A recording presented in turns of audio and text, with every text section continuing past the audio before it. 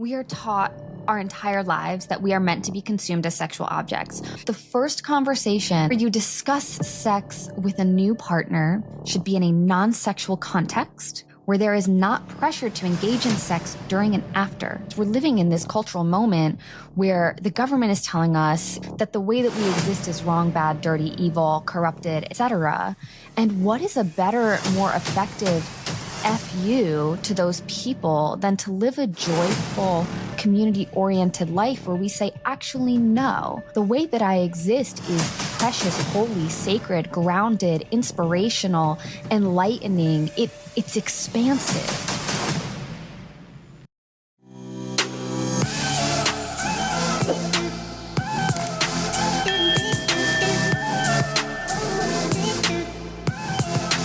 Welcome back, everyone, to Diary of an Empath. Today, I have the pleasure of welcoming my two-time reigning champion on the show, Keresse Bogen, to our podcast. Keresse is a clinical psychology PhD student, a trauma therapist, and a sex researcher. She is also a storyteller and a scholar activist with her debut novel coming out, Queering Him, and it's anticipated to come out in July, correct? Pre-order will be this summer, and then its release date where people can actually have it in hand is January 13th, 2026. I'm like counting down the days. That's so exciting. Keresse's research focuses on trauma, violence, and abuse, as well as women's sexual health. She is dedicated to empowering trauma survivors and has been involved in providing evidence-based therapy to individuals who have experienced interpersonal violence.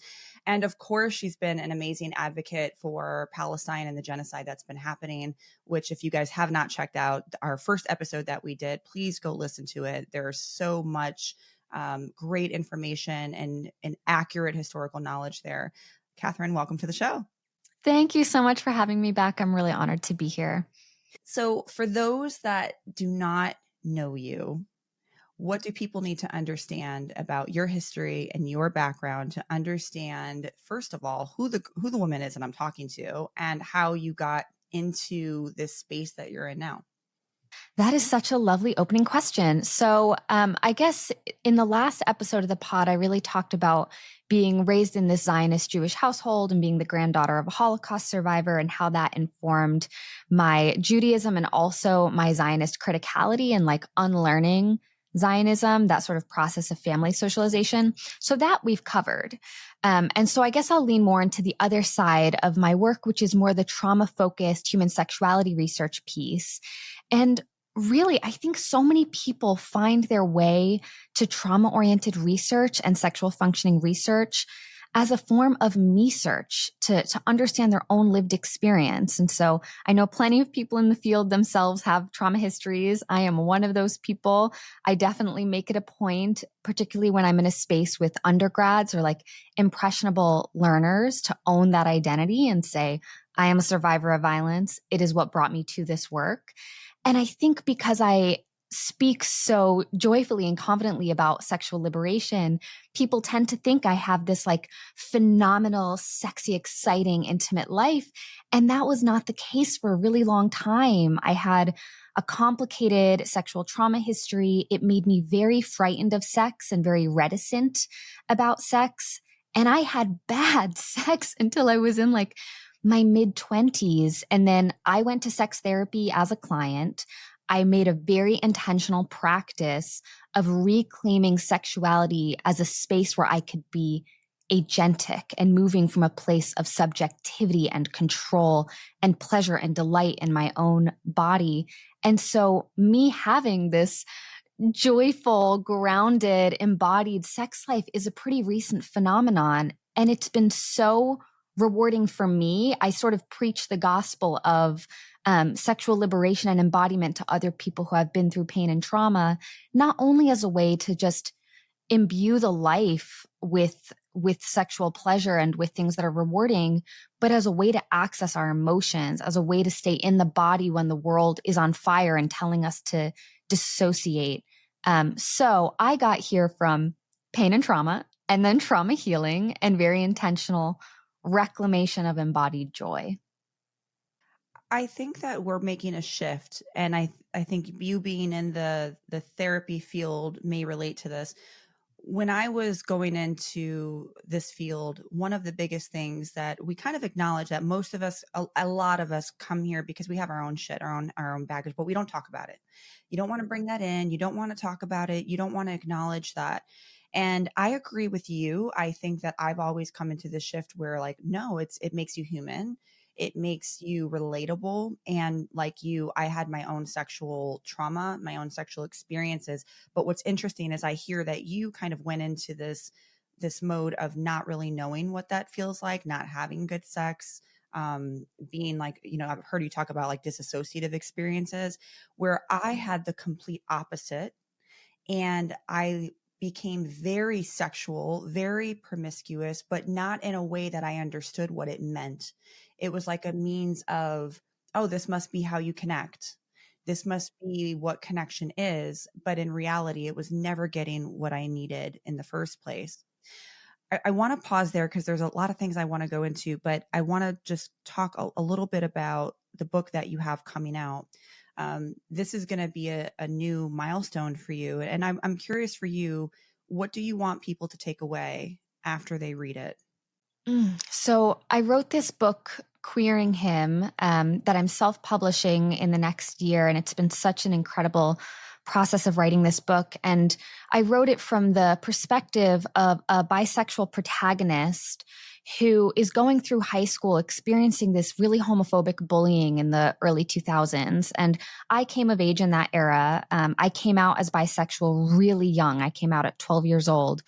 And my peers had this simultaneous kind of fascination and disgust with my identity, where I had so many questions I was fielding at every party, every sleepover of when did I know that I liked girls? How did I know that I liked girls? And there was this like preoccupation and fetishization of my sexuality and what it represented for other people, like the liberation of queer young people who are willing to claim not only those labels, but what it means about themselves as sexual people quite young. And there's obviously a lot of stigma around that. And so I was experiencing this onslaught of judgment from my peers, but also utter fascination from my peers and this sense of envy of like, she is exploring something or experiencing something that we have denied ourselves or that we feel is dirty or shameful or should be repressed in ourselves.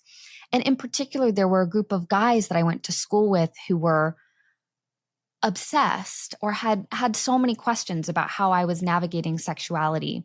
And I remember wondering to myself when I was young, do they hate me for this or are they jealous? Are they disgusted or are they envious? And so this novel is really a parsing of queer coming of age and that question of, are these people who perform disgust around this actually disgusted, or do they want the liberatory sexuality that we have and that we're willing to claim? What's interesting is I hear you talk about this, and I think about my daughter. And she knows I talk about her all the time on my show. My daughter came out at a very young age bisexual. I want to say she was about 11, and she played me a song. And I was like, okay, that's interesting. And I waited to see, I'm like, I want to see, is this something that she's exploring, or is this something that she is really just understands? She's almost 17 and it's never changed. And, one thing that I see a lot is parents that either can't accept it, or they say this is a phase, or they're being influenced. Right. And, we are in a time now where I've noticed her and her friends, and at least where we live, it's very accepted. It's very normal, but there's a generation of parents that just cannot accept it. We are in the world is falling apart. We were just talking about, full disclosure. You guys know I'm not a Trump supporter. I do not support anything that is being done right now with the LGBTQ plus community. So people that are listening that are going through some of what we're just talking about. Maybe their child is coming out. Maybe their child is queer or trans and is struggling with the new policies. If they're struggling with their child actually being bisexual or gay or trans, how can we help a parent not only support their child, but understand that this is not just a phase? It's not a thing. Where do we start? I think the power of narrative and storytelling is so beautiful here, because as soon as you get to the meat of a story or the center of a story, you get to a human element. And so when people ask me about my queerness and what it was like to be a queer kid, I tell them about the first girl I ever fell in love with. And she walked into English class when I was in seventh grade and sat next to me in English class. And I am not someone who endorses love at first sight. I think that's kind of silly, but I had never caught feelings before. And she sat next to me and I was like, I stopped understanding how to exist in my body. I couldn't remember how to speak or like form a sentence. I was so immediately smitten with this person. And we dated in secret for 2 years throughout middle school. We would like have little slumber parties and kiss and cuddle. And it was all so cute and wholesome. And we were really navigating this without the social net of scripting or understanding like this is how people date, because there wasn't representation of this is how queer girls date in middle school. And so we would like hold hands on the bus and like have slumber parties and give each other little back massages with peppermint lotion. And it was just so cute. And to this day, this person is like one of the best things that's ever happened to me. She introduced me to my queer self. And I think what was so stunning about this experience is how my father reacted. And my dad's a single dad, raised 3 girls by himself. And at the time, I had a stepmother. He was married to her from when I was 8 to 13. And she read my diary and found that I had written about this girl I had a crush on in my diary. And she told my dad, we have to be really careful about this. Katie can't have sleepover parties anymore. Katie can't have girls over alone at the house. And she tried to get really restrictive. And my dad was like, are you like, no, we're not going to do that. Actually, my daughter's going to have a social life. She's going to have a normal social life. I'm not going to deny her pure relationships because of this thing that she can't control. And I think in some small way, he was also delighted because it meant my risk for things like pregnancy were lower. So I remember when I told him, he was like, you're not going to get pregnant. And I was like, well, chill. Wait, I'm not gonna lie. I've definitely, that has crossed my mind where I'm like, I wouldn't mind if she dates a girl, because then that's one less thing I got to worry about with this country where you clearly don't have autonomy over your body anymore. Mm-hmm. That's so relevant. And he was like giddy at the idea of being able to be a queer affirming parent of a bi daughter. And his younger brother is gay. He had seen his brother grow up in this really repressive homophobic time and navigate things like the AIDS crisis. And I think just had so much compassion for queer youth from seeing it in his own family. And so when I came out, he was like, great, let's do this. And when this girl and I had our like final breakup, she was going away to a school for the arts and I wasn't going to get to see her as much anymore. And I was devastated. She had this last visit where she came to my house and stayed the night. And like, it was just Gone with the Wind, rising music, like obvious young adult heartbreak. And the next morning she left and like she had packed up her stuff and I heard the front door close. I couldn't even walk her downstairs. I was so sad about her leaving. And so I took a minute upstairs and I walked down to my dad's living room and an office. And he was sitting on the couch, like waiting for me to come downstairs, knowing this was a heavy moment for me. And we looked at each other across the room. I might cry talking about this. It's like one of the most beautiful memories I have. We looked at each other across the room and he just like nodded at me and I burst into tears. I was like so heartbroken about losing this girl. And I like walked over to him on the couch and I laid down and I was 14 years old at the time. And I like put my head in my father's lap. I was just, I hadn't done that since I was a child. And I was just so heartbroken. And he pet my head and he was like, you are 14 years old. Being in love is not supposed to hurt this much. And I think he understood how painful it was to be queer and out in a small conservative town and to experience this rejection and fetishization, and how hard it had been for me to experience this policing from my stepmom and like attempts to sort of change my social life, and how sad it was that one of my only queer allies was leaving and I was going through a breakup. Like it was essentially my first big breakup, and he just got it. And I think for queer parents who need a model, like sit in your kids' emotional experience. Like they don't need you to tell them that they're broken or disgusting or dirty. Like that's a horrible thing to say to a child. They need you to try for some empathy and to acknowledge to them that their experience of love and care and romance and sexuality is just not supposed to hurt this much. And the reason it does is because of what we put on to teens and adolescents. It's the judgment that we heap onto them and the world heaps onto them. It has nothing to do with what's going on internally for them. I met a girl, I loved her, she had to leave, she left, I was sad about it. And he was like a barrier for me to all of this external judgment that would have said I was wrong or icky for having that experience. And I really think when people hear that story, they're like, oh, good dad, and like poor kid having to go through that. And yes, good dad, sad kid.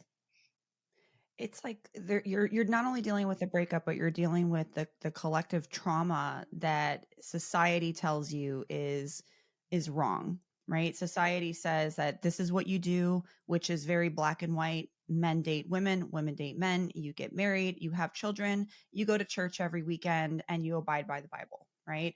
And I cannot tell you how many people that end up in my office because of the social norms that have rejected them for them being just exactly who they are. And, we talk about collective trauma and how that can show up, especially, I want to say too, for anyone listening, when I'm talking about women, it's because the majority of my audience who listens to this show is like 90% women. But I really want to acknowledge the fact that there are trans women. There are trans women that go through trauma. There are, what's the dynamic for like a straight biological woman these days? What do we say? What's the correct term? Cisgender? Cisgender woman. And there are also men that go through trauma, right? There are people who went from women to men and who are now transitioned, who also have experienced this collective trauma. So how do we start to navigate? And I don't even want to say radically accept, because we can't radically accept what's happening. But for somebody who is part of this community, part of the trans community, part of the LGBTQ plus community, how do they start to navigate and exist in a world that is telling them you don't exist? Mm.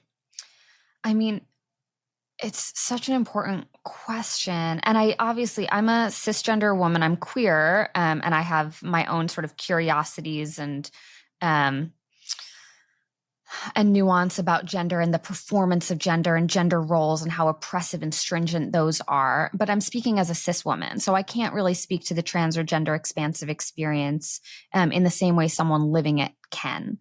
What I do know from my work as a therapist is that people find particular things to be quite grounding. One is moving from a values oriented place of really asking themselves, what are my values? What makes me feel like I'm living in alignment with the way I am meant to exist in the universe and around other people? And how do I have that be my motivator? What would it look like for me to act from a place of values alignment? And then pleasure and experiences of joy as resistance. We're living in this cultural moment where the government is telling us, legislators are telling us, courts are telling us that the way that we exist is wrong, bad, dirty, evil, corrupted, etc. And what is a better, more effective FU to those people than to live a joyful, community-oriented life where we say, actually, no, the way that I exist is precious, holy, sacred, grounded, inspirational, enlightening. It's expansive. It expands the way that other people conceptualize love, romance, humanity, sexuality, pleasure. It expands the way that we exist in community, and it expands what is possible for literally everyone. I think the people who have the most to benefit, who stand to be the most liberated by gender expansiveness, by trans folks activism, by this entire conversation, are really cishet men who are told from when they are young children that there is one correct way to behave, that they can't cry, they can't be soft, they can't be vulnerable, they can't ask for help, they can't show when they're afraid. They are allowed to have one emotional experience that is externalized. That emotional experience is anger.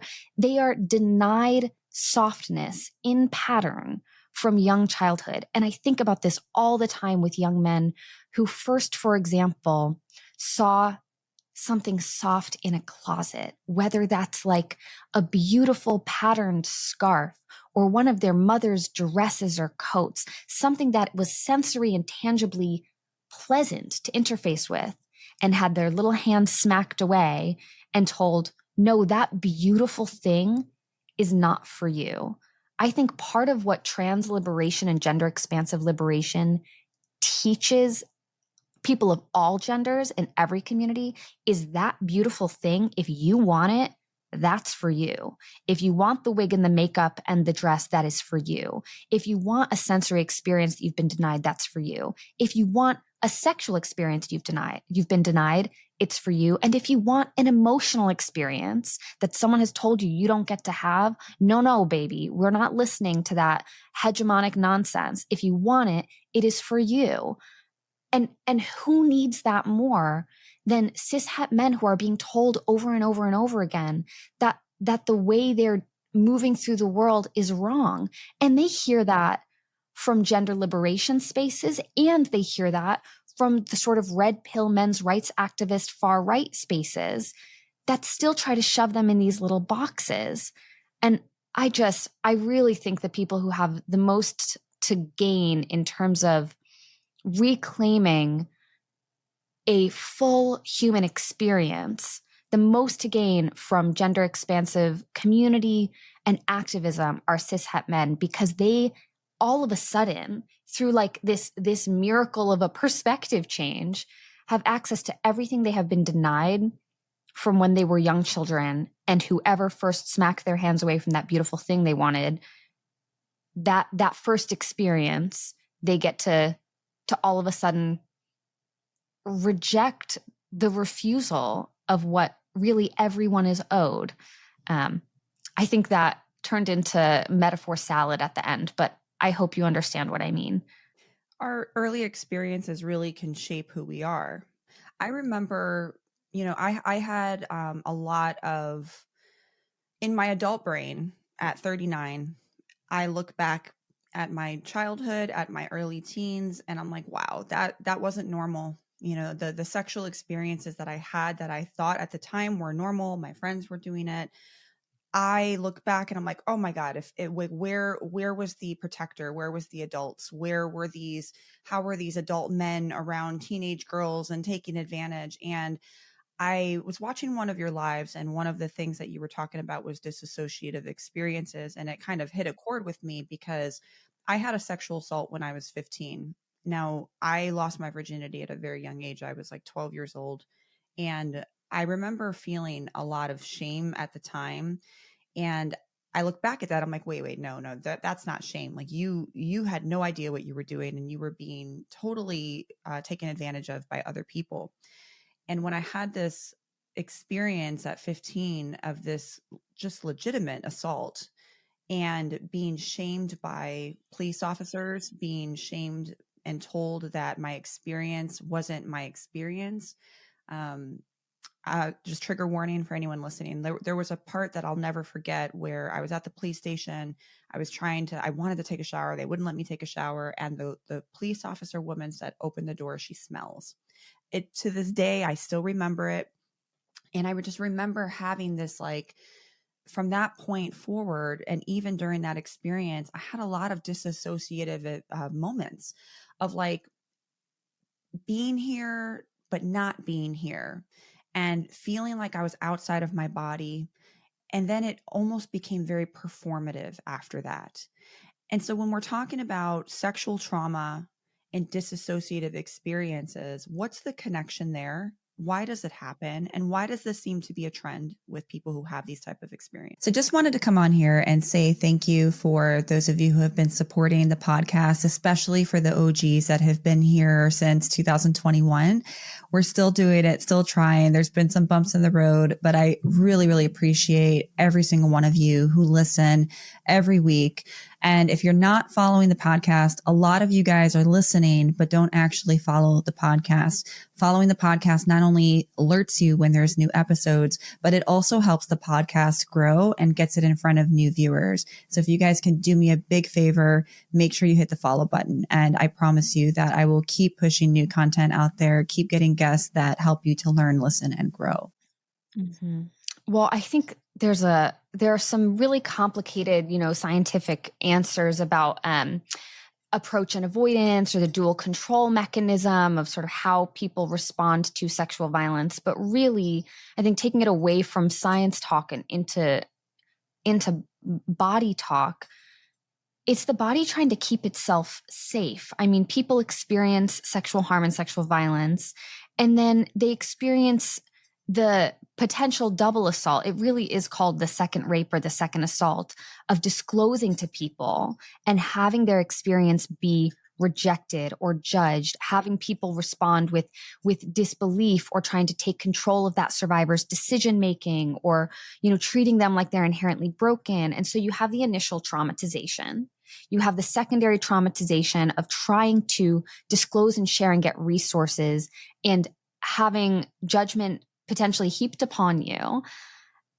And that ingrains, for a lot of people, a traumatic response of, okay, they experience sex now as a trigger, or talking about sex as a trigger, or trying to engage in sexuality as a trigger, and they go into potentially fight, flight, freeze, or fawn. And I think for a lot of particularly young women who are reminded of their sexual vulnerability as they move through the world, those triggers happen chronically, where you'll be walking down the street and some man you don't know leers at your body, and all of a sudden you're reminded of your own vulnerability because you've already been through a harm experience. So it doesn't just simply evoke, oh, someone is looking at my body. It's someone is looking at my body because I exist in a patriarchy. That means that other people feel entitled to my body. I can't control this other person's actions right now. I don't know what level of risk I'm at. Potentially, I'm at the same level of risk I was at the first time I was harmed or assaulted. And now I have to be in the kind of zone to try to keep myself safe. And for a lot of folks who particularly are victimized young, there's a sense of vulnerability of, well, it doesn't really matter if I try to keep myself safe. These people are bigger and stronger than I am. And so what are my options if fight is not an option?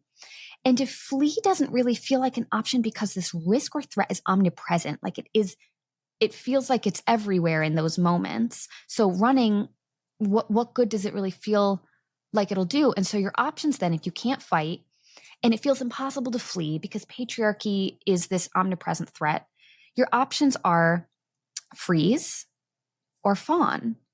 It's the, play dead, play dead, play dead, and hope that they leave you alone, which often causes people to like vacate the body, or be as sweet and nice and charming and lovely as possible and hope that they take pity on you and don't hurt you. And I think a lot of people have these experiences in sexual contexts when they experience a trigger. And I'll give an example of, when I was in my early 20s, I had sexual trauma experiences from childhood, and then when I was 15 and 19, and like a smattering of things that were less severe in the interim. But one of the things that was really triggering for me was surprise pain. And I had a partner in my early 20s roll over onto my hair during sex, and like it pulled my hair in a way that was just a surprise pain. And I remember bursting into tears during sex, like surprised at my own reaction. And then apologizing, like going straight to fawn and trying to be like so sweet. And I'm so sorry. And I'm so sorry for the inconvenience of my crying during sex because my body had been frightened and surprised. And we do that in different ways. And I think for a lot of folks, the subjective experience is something like, okay, so you'll be in a sexual context. Because of your prior harm experiences that sexual contexts come with some degree of risk. And sometimes you can stay in it and you can like ride out the distress tolerance of that moment of, okay, I might be at risk, but it's worth it. It's worth it because I want to have sex and sex is rewarding and I want to be here and it's fine. And then something happens, whether it's being grabbed a certain way or hearing a sound that was familiar, or feeling a sensation that is familiar, and that distress tolerance doesn't work anymore, and people just go, okay, it's safer for me to leave. I'm going to go to that little black box at the back of my head. I'm going to go grocery shopping. I'm going to float by the ceiling fan. I'm going to do whatever it takes to keep myself safe in this moment by not having to experience potential pain or the sensory input right here. And so they'll vacate and then come back when the experience is over. And I think what you brought up earlier really makes sense here, of feeling like you're trying for intimacy, right? You're trying for connection, and you're still in the trigger experience, or you're still in the dissociation. And so that connection doesn't get to happen. And so we'll try again, and we'll try again, and we'll try again, and we'll still be floating up by the ceiling fan. And what happens in those moments is, if you're in active disassociation, you can't communicate consent. You can't read other people's consent cues. You can't set a boundary. You can't advocate for yourself. It makes all of these sexual safety skills that much harder to access when you are in this blunted or numbed out space. And so for people who experience those sexual triggers, it's even more important to practice being sexual, staying in the experience of sexuality, so that if you do that with other people, for example, you have the skills to communicate and to not disassociate and go to that little black box, which is not to blame the people for whom that is useful for doing that in the first place. Of course, like, that's a very natural reaction to a trigger. And also, if you can train yourself to stay in experiences of arousal or sexual trigger in such a way that you can still communicate when you're in it, so that you can bring yourself back down from the ceiling fan, so that you can reemerge from that black box when you need to, that's safer for you. It's safer for your partners, and it can be incredibly empowering and liberating. Okay, so let's just give a real life example, break it down high school style. If I'm in the moment, I'm disassociating, how do I practice and train myself to do the things that you're talking about so that I can have more pleasurable sexual experiences with, let's say, my partner? Mhm. I really think it starts with solitary sexual experiences. I think it starts with masturbation and being able to stay in the room and in your body while you are experiencing sexual contact. It is easier to practice that on your own. It is easier.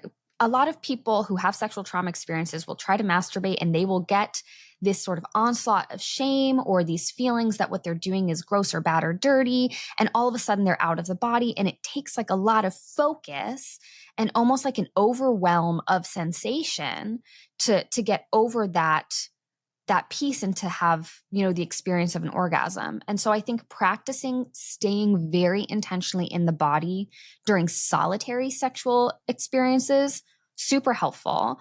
And then a piece of advice I always give for folks who are engaging in dyadic or partnered sexual play, is like a 5 senses check-in, where when you notice yourself starting to float away or starting to go to that black box, checking in a way that focuses on the interaction with you and your partner. So something you can see. I can see my partner's freckles, or their scruff, or the curls in her hair, or whatever it is. I can hear the sound of my breathing and their breathing. I can smell my breath, my perfume, their deodorant, like whatever it is. I can taste even this other person's spit, or I can taste the coffee we had this morning, and really trying to bring it back to a sensory experience and checking in with all 5 senses that remind you, I am here. I am grounded in the present moment. I am not where I was when I was assaulted. I am not where I was when that person touched me or frightened me or did whatever they did to me. I am in a room with my partner, and this is what I'm experiencing right now. And I think for a lot of people, the 5 senses check-in can be like a bit of a hefty demand first time if they're trying to ground. And so I'll usually give the advice of like focusing on your hands. So like touching your thumbs to your fingertips, or placing your hands on your own body. I think oftentimes like grabbing or touching another person can be a sort of autopilot experience during sex. And so you can be doing all of that and performing the role even while you're in that black box. But when you intentionally put your hands on your own body during sex, that's not something that's as scripted. That's not something that's as automatic to people. And so that's a reminder of like, I am responsible for myself right now. I am tending to myself right now. I am here. It's almost like yoga hands of like one hand on the heart, one hand on the stomach, right? Like grounding to being present. And that can keep you from doing the ceiling fan float or going to the black box. And it's also a cue for your partner who might be like, okay, why are their hands on themselves instead of on me right now? This is not what's typical for us, to check in. Okay. So let's talk about the big O, because I was astounded that, listen, I've always been able to orgasm. I've never had a problem doing it. I've always known how to do it. When I remember, I think I was like this, God, I was so young. I was probably like 5, maybe 6, the first time I remember having an orgasm, and it was very accidental. I think I was climbing a rope at school or something like, and then I learned, I'm like, oh, if I kind of like tighten my abs and really focus, something really fun and pleasurable happens, right? I didn't know it was sexual. I just knew it felt good. And I remember, oh God, I'm like, this is so shameful when I think about it. I remember one time I was kind of caught by my mom. I was so young. And I remember she was shaming me, like, you don't do that. This is not something we do. If you do that again, I'm going to tell your dad. And I remember thinking like, okay, how can something that feels so good, I must be so bad? Because I'm being yelled at and I'm being told that I'm not supposed to be doing this thing. So that's really confusing to me. It's like this cognitive dissonance of like, okay, but it feels good, but I'm being told something different. For women who either have a lot of shame when it comes to pleasure and maybe don't even know how to have an orgasm, how do we start to really dissect that shame is not necessarily something that has to exist when it comes to sexual experiences, especially for those that want to start experiencing more pleasure? Mm-hmm.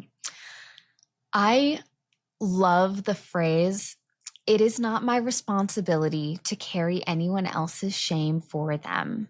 So, for a lot of people who experience sexual shame, if they go back into their memory, as you just did, that is shame that someone else gifted them. And I'm putting gifted in quotes because, wow, what a shitty gift. Like, that is someone else's shame that's just been handed to you. And they're like, here you go, hold this for the rest of your life. And you can look at that bundle of devastation that they just gave you and go, nope, like this is not mine to carry anymore. I should not have to have this. And I think a big part of that interrogation and parsing and dissection, as you said, of shame is through exposure. When people experience shame, they avoid that thing that made them feel shame because shame is uncomfortable. It is a painful, challenging thing to have to sit with. And so we need some opposite action here of staying in the trigger, staying in the discomfort until it alleviates. Like, I really think exposure to things like masturbation, exposure to pleasure can be stepped, right? Where maybe this person who was told that masturbation was shameful also feels shame about their own naked body, whether or not they're touching it, right? So spending some time naked with your body, intentionally not getting dressed as soon as you get out of the shower and just allowing yourself to exist in nudity, that's a step of deconstructing shame. Maybe that person who was told that masturbation was gross or wrong or evil or bad has developed an antagonistic relationship to their own genitals, to their own vulva or clitoris or whatever. Taking a mirror and looking at your body and just acknowledging it for what it is. Like, it's not a tangle of evil wires where if you pull the wrong one, a bomb's going to go off. It's a vulva. It's a clitoris. Like this, it's a penis, whatever it is. This is not a bomb threat. And really allowing yourself to examine your physicality for what it is. These are like stepped processes. So just spending some time naked could be a good start. Just spending some time looking at your body could be a good start. Practicing talking about it, not even to other people, practicing talking about sexuality to yourself in a mirror, looking at yourself and saying, I like this thing. I am interested in this sexual experience, or I have this sexual fantasy. Practicing speaking about it aloud, practicing writing it down. If you have a sexual fantasy that you rehearse over and over again, writing it in a diary or a journal, and then reading it aloud to yourself so that you can go through the process of normalizing, like, this desire is fine. It's safe. Nothing bad's going to happen to me if I think about this, and nothing bad's going to happen to me if I write it down and sort of parrot it back. And those are ways to approach one's own sexuality and sexual desire before even getting to touching, before even getting to, using toys or facilitators, before even getting to pornography. And I think what I enjoy so much about the stepped process of being alone with the naked body, looking at your body, considering your own fantasies, writing them down, speaking them aloud, it is all so subjective in that it positions one as the sexual subject, as the agent. I am in charge. I am doing this for me. No one else is consuming this right now. No one else is judging this right now. This is about my own experience of the sexual self. And once you've practiced that foundation, self-touch gets a lot less scary. Advocating for your pleasure gets a lot less scary. Meeting your pleasure needs on your own and when in a room with someone else gets much less scary. But this is like a scaffolding practice. And often we do have to start at the basics of acknowledging that I have a body. I have a body that gets to be naked. I have a body that gets to feel good. I know what I think will feel good because I have these fantasies, or I've had this experience of climbing a rope in gym class, or whatever it is. And I want to build on that. And I can only acknowledge that I deserve it once I start. And I think people will avoid even getting started because the shame is so great. And sometimes the behavior has to come before the emotional changes and the cognitive changes. Like, just getting started can shepherd that cascade. I think you made a good point, especially when it comes to shame and opposite action and the behaviors first. One thing that I always talk about with shame is that there's a reason why we have shame. There's a function to it, right? Like we are not meant to be rejected from our tribe, because back in our caveman days, if I was rejected from my tribe, I can get eaten by the saber-toothed tiger and I can die, right? Shame is meant to alert us that there's potential rejection, right? And we don't want to be rejected. So that shame keeps us in that loop. But is that still working, and is that real right now in 2025 in this experience where maybe it worked for you before?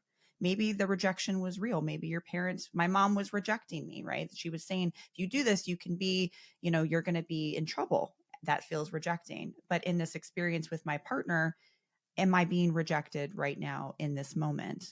And some opposite action, what I'm hearing you say, is to kind of lean into some of those experiences. But I want to talk about boundaries, because I think that's something that, when I talk to people that have had these sexual experiences where either they were met with shame or met with confusion, or maybe their first sexual experiences was porn, or experiences that were very confusing for them, there was a lot of confusion around, what do sexual boundaries look like? I've never even had these conversations. I didn't even know sexual boundaries existed. For me, I became very promiscuous at a very young age because of my sexual experiences. And now at the age of 39, I've been celibate for years, right? Like, it's now the total opposite end of the dialectic of, now I'm not even really having those experiences, and really it's not even something that bothers me. And so boundaries for me was never in existence because I didn't know that I could have them. I didn't know how to say, actually, I'm not comfortable with having sex right now, because I was so in my head about, oh, I'm going to lose this connection. I'm going to be rejected if I don't. So what do sexual boundaries look like? And especially in the context for women, why are they important? the importance is not only to prevent violence and not only for the sake of safety, but to really reinscribe that idea of the self as sexual subject. We are taught our entire lives that we are meant to be consumed as sexual objects. Our bodies are commented on when we walk down the street. They're commented on if we post on social media. People feel so entitled to give feedback on their consumption of our sexuality that we really learn to position ourselves as bodies to be consumed. And for sexual violence survivors, I refer to it often in sexual contexts as the fleshlight effect of I'm here as someone else's sex toy. I am here to provide someone else pleasure, and my pleasure, my subjectivity, my enjoyment, my humanity, those are all secondary or tertiary to this other person's experience of using me. That is chronically dehumanizing. Like, it alienates us from our intimate selves and sort of the beauty and connectivity of intimacy. And it makes us really vulnerable to violence. So there's an imperative to learn boundaries in a way that reasserts that we are human beings who deserve them. And that we can be teachers as well, where if we have really strong sexual boundaries, we can model that boundarying for other people in a way that keeps an entire community sexually safer. And, it prevents us from being hurt potentially over and over and over again, or feeling used over and over and over again.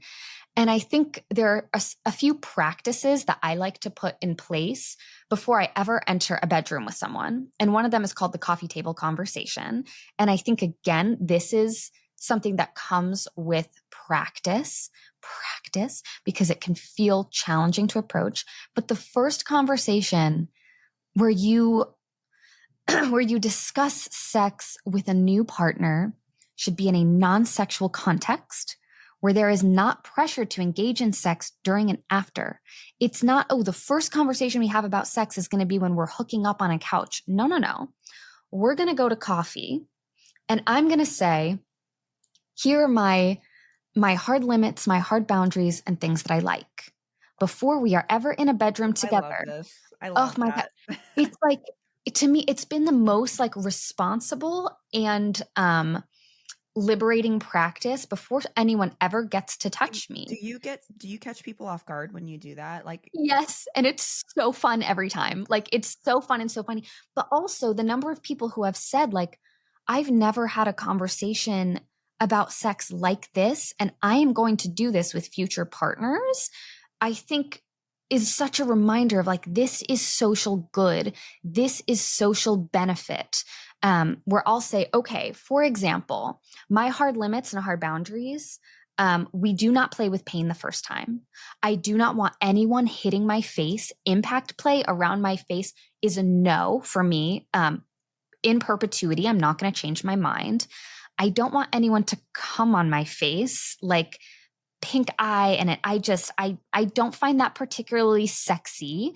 And on the other hand, here are some things I enjoy about power. Here are things that I know I like. Here are things I'm willing to do for like other people. And it doesn't have to be like the full sort of kink inventory that people can take online. It's just, here are my hard limits and hard boundaries. Here are things I usually like. What are yours? And assuming too that other people will have hard limits and hard boundaries. And when I have opened this conversation, I have learned before I ever enter a bedroom with someone what they do not want me to do. That is such valuable information. And oftentimes it's been surprising.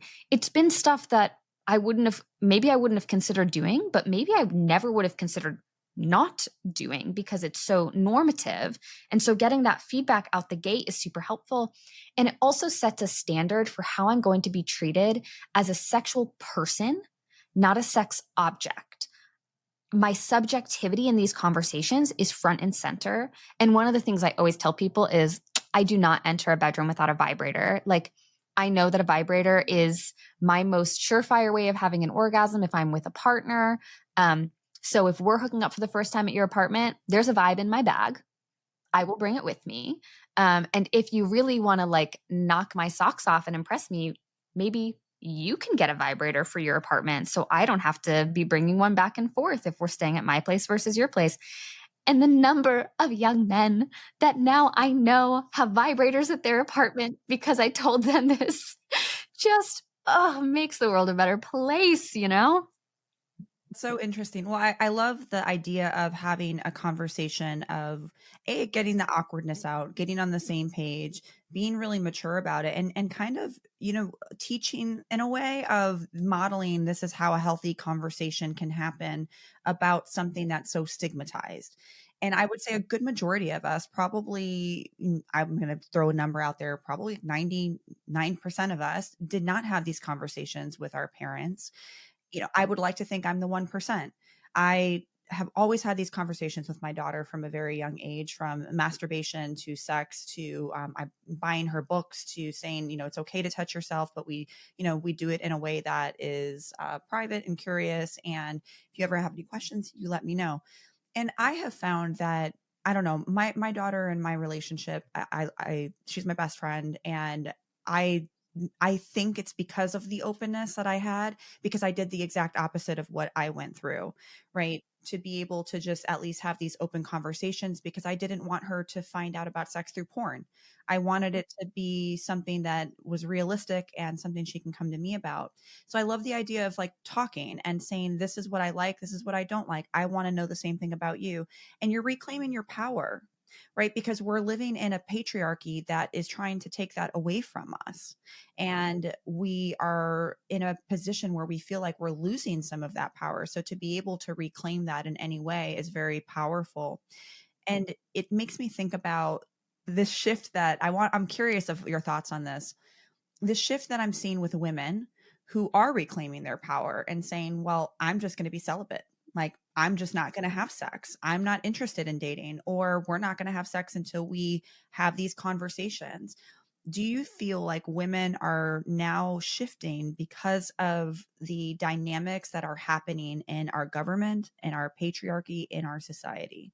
Oh my gosh. I mean, yeah, absolutely. I think about, so when I let's just talk about the risk of getting pregnant now and what that means in 2025 with all of this really restrictive abortion legislation and the way that people are being not only policed but actively criminalized for potentially getting abortions. Like, there was a law recently put forth that would make the charge for getting an abortion homicide. And in several states, homicide also comes with the potential death penalty. So now it's like, okay, are we on the path where women who experience abortions, who get an abortion, could receive the death penalty? Like, that is Burn the witch. dystopian. Crazy. It is horrifying.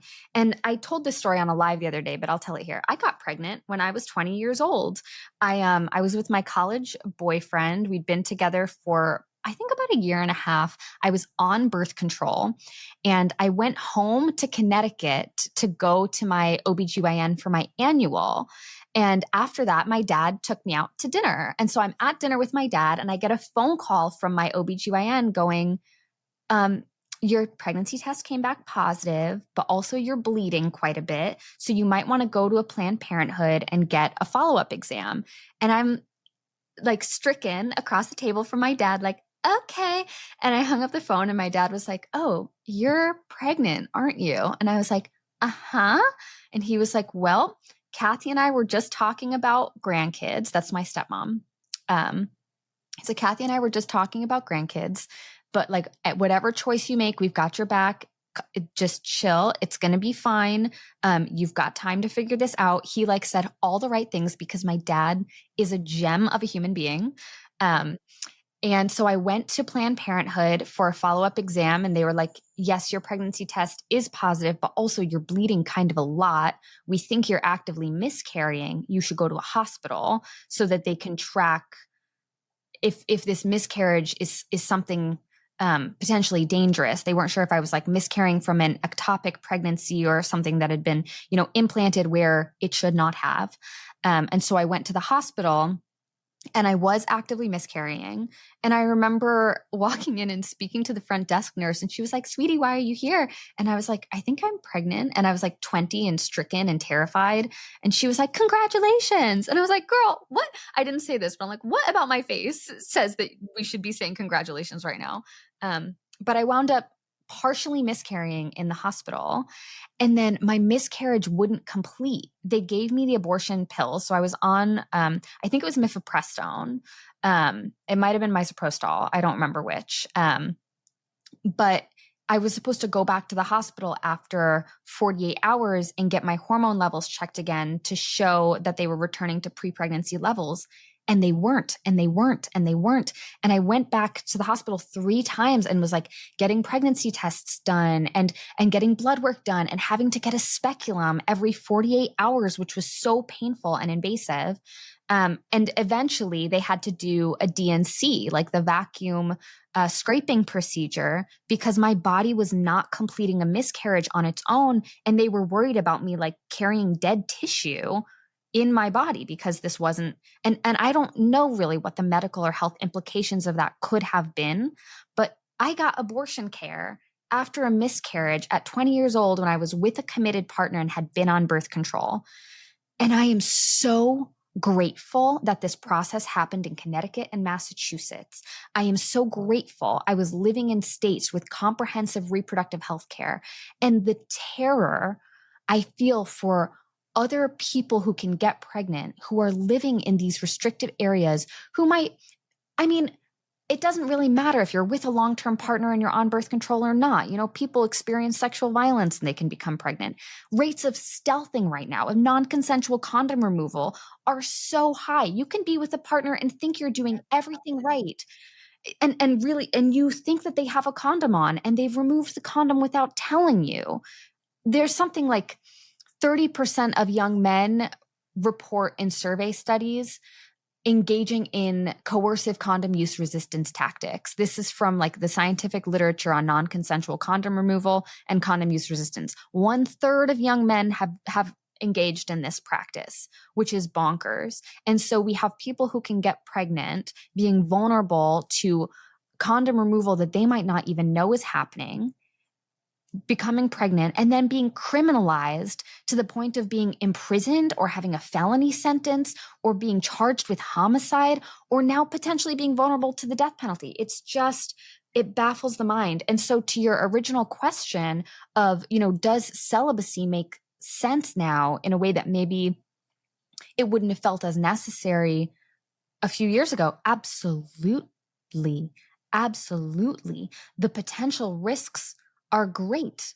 And folks can have orgasms on their own, or they can have the kind of sex that doesn't risk pregnancy. You know, they can sort of shun or avoid PIV, like penetrative vaginal sex, or they could just ask their partner to get a vasectomy. Like if more men got vasectomies, man, the sexual safety. We would have so much less problems. So many fewer problems. Yeah, it really is bonkers. But at the same time, as I understand these movements towards celibacy as a reclamation of, again, sexual agency and humanity, I'm so sad for us because sex is fucking great. Like I want to get down with my bad self. I want to, and I have sex with people with all kinds of different bodies and genital organizations, right? Like I don't mean necessarily all PIV sex, but like sometimes, yeah, your girl wants to get dick down. And the thought of like me not being able to do that because legislation is going to tell me that I'm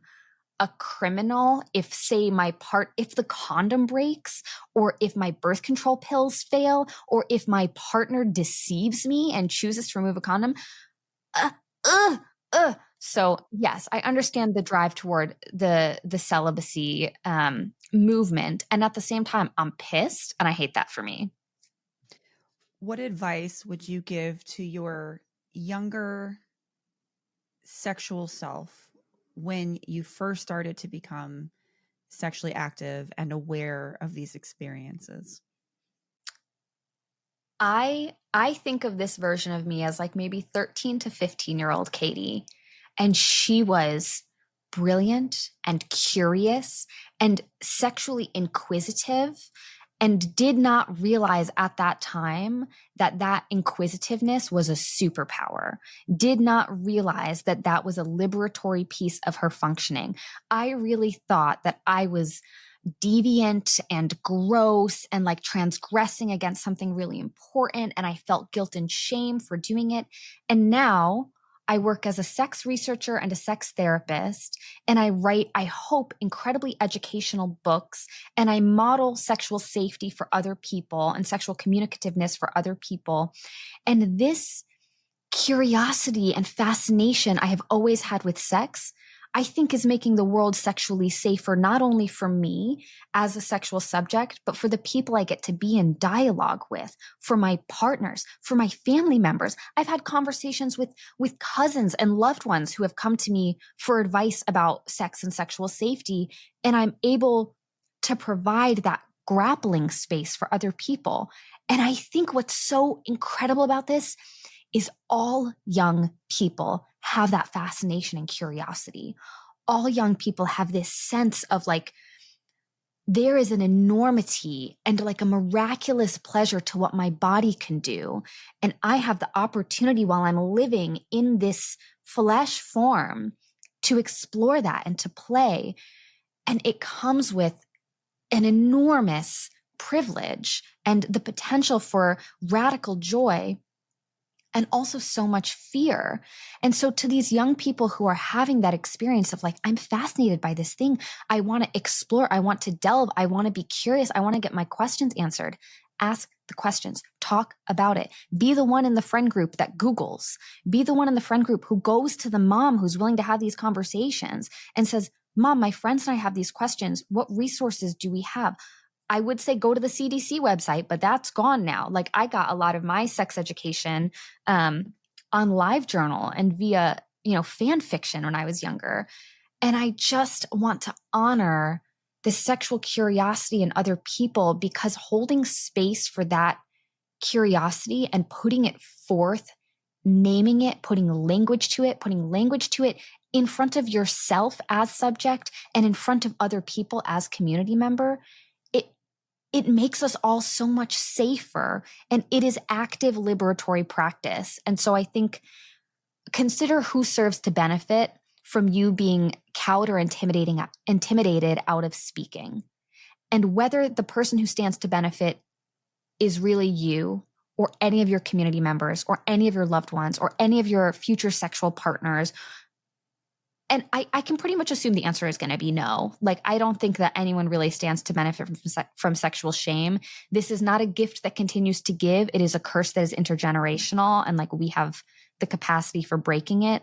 And so I think, yeah, to my younger self, I would say, keep doing you, girl. You're asking the tough questions, and it's going to expand the world. And I also would tell her, you're not unique in this. Like, this is not some little precious superpower that only you have. This is a superpower that so many people have. And instead of being rightfully informed that it is a miraculous thing about them, they're being told it makes them gross. And so part of the mission is reminding them, this does not make you gross. This is one of the most stunning, beautiful parts of being a person. We have these bodies for so short a time. We should be able to enjoy them as vastly as we are able.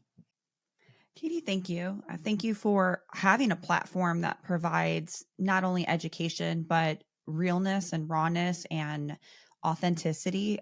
That is something that for me is very important when it comes to authenticity of the person that's providing the information, because it models how we can show up in the world, right?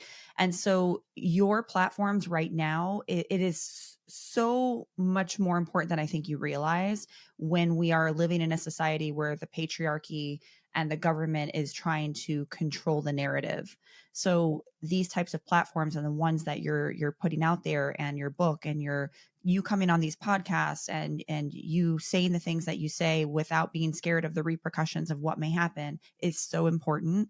So please keep doing what you're doing. I can't wait for your book to come out, and I'm going to link for all your websites and your socials for everyone to follow you. Thanks for coming on the show. Thank you so much. And thank you as well for your authenticity, your honesty. You bring so much of yourself to the room. You bring the emotional weight of your trauma history and like owning that as a person who still really is a subject. Like you move through these spaces with such subjectivity and agency that you make it safer for other people to do so. You make your guests braver. And I hope you receive that feedback as often as you deserve it. This was a really beautiful conversation. Thank you. I needed that today. I love you. You're so I love amazing. you.